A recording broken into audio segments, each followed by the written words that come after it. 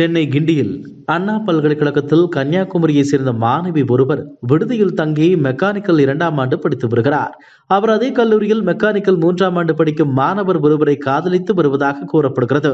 இந்த நிலையில் கல்லூரி வளாகத்தில் மறைவான இடத்தில் அந்த மாணவியும் அவரது காதலனும் பேசிக் கொண்டிருந்தனர். அப்போது அங்கு வந்த ஞானசேகரன் என்பவர் மாணவனை கடுமையாக தாக்கிவிட்டு மாணவியை மிரட்டி பாலியல் வன்கொடுமை செய்ததாக கூறப்படுகிறது. மேலும் அதனை வீடியோவாக எடுத்து வைத்ததாகவும் அதிர்ச்சி தகவல் வெளியாகியுள்ளது.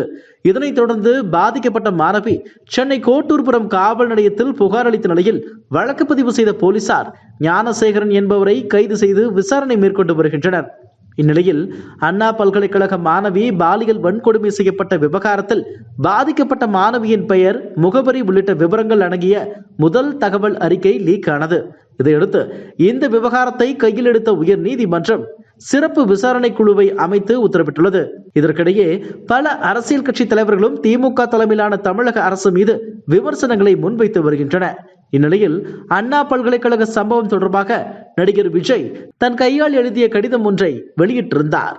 மேலும் இன்று அவர் தமிழ்நாடு ஆளுநர் RN ரவியை சந்தித்து பேசியதோடு தமிழகத்தில் சட்டம் ஒழுங்கை பாதுகாக்க வேண்டும், அனைத்து இடங்களிலும் பெண்களுக்கான பாதுகாப்பை உறுதி செய்ய உரிய நடவடிக்கை எடுக்க வேண்டும் உள்ளிட்ட கோரிக்கைகள் அடங்கிய மனுவை வழங்கியதாக கூறப்படுகிறது. தமிழ்நாட்டு அரசியலில் இந்த சந்திப்பு பலத்த எதிர்பார்ப்பை ஏற்படுத்தியுள்ளது.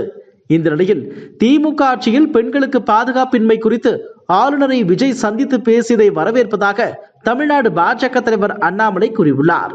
இது தொடர்பாக அவர் வெளியிட்டுள்ள எக்ஸ்தல பதிவில், அண்ணா பல்கலைக்கழக மாணவி மீது திமுக நிர்வாகி பாலியல் தாக்குதல் நடத்தியதை கண்டித்தும் விசாரணை குறித்தும் முன்னுக்கு பின் முரணாக காவல்துறையும் அமைச்சர்களும் பேசி வருவதால் திமுக அரசின் விசாரணையில் நம்பிக்கையின்மை குறித்தும் தமிழக பாஜக தொடர்ந்து குரல் கொடுத்து வருகிறது.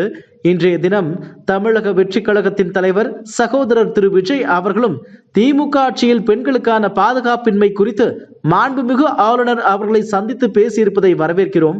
வழக்கை திசை திருப்ப தொடர்ந்து முயற்சித்து வரும் திமுக அரசை கண்டித்து பாதிக்கப்பட்ட மாணவியின் சகோதரனாக அனைத்து கட்சியினரும் முன்வர வேண்டும் என்று கேட்டுக்கொள்கிறேன். நம் சகோதரிக்கு நியாயம் கிடைக்க வேண்டும் என்றும் அந்த பதிவில் குறிப்பிட்டுள்ளார். இதுபோன்ற செய்திகளை மேலும் தெரிந்து கொள்ள எங்களது யூடியூப், Facebook மற்றும் Twitter ஆப்களை சப்ஸ்கிரைப் செய்யவும்.